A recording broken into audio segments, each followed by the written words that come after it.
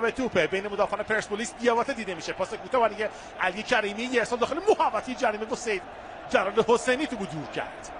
موج دوم حمله تیم استقلال کار قشنگ قائدی زد، قشنگ مهدی قائدی و گل برای تیم استقلال. دروازه رو باز کرد و خیلی هم قشنگ این کار انجام میده مهدی قائدی. بازیکن خوش تکنیک تیم فوتبال استقلال به هم ریخت. خط دفاعی تیم پرسپولیس و رادوشویچ نتونست هر چقدر دایوشو با کش و قوس بیشتر بس به توپ برسونه خودش رو. همین الان ازش تعریف کردن مهدی قائدی رو و بازم تونست گل برای تیم استقلال به ثمر برسونه و چه گلی هم زد.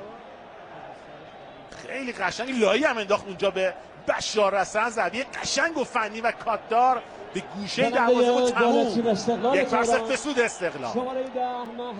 بازی جام حذفی و حالا این گله میتونه بازی رو جذابتر در خودش ببینه.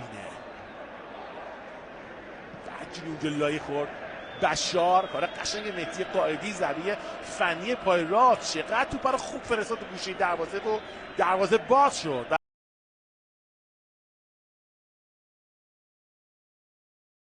فوریا غفوری به روی دروازه، یه بار دیگه موقعیت از این طرف یاران استقلال، فرصت برای گل مساوی، ضربه میزنه توی دروازه گل مساوی. مهدی قائدی یه گل طلایی برای استقلالی ها میزنه و اینجوری جشن و شادمانی اونها به پا میشه.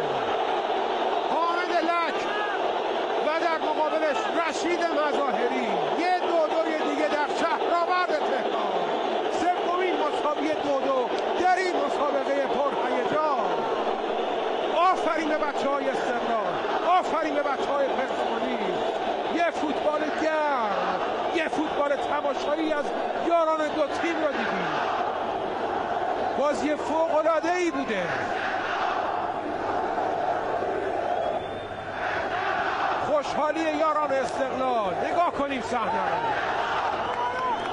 نمیدونم سید جلال توی دروازه بود که توپ به پاش خورد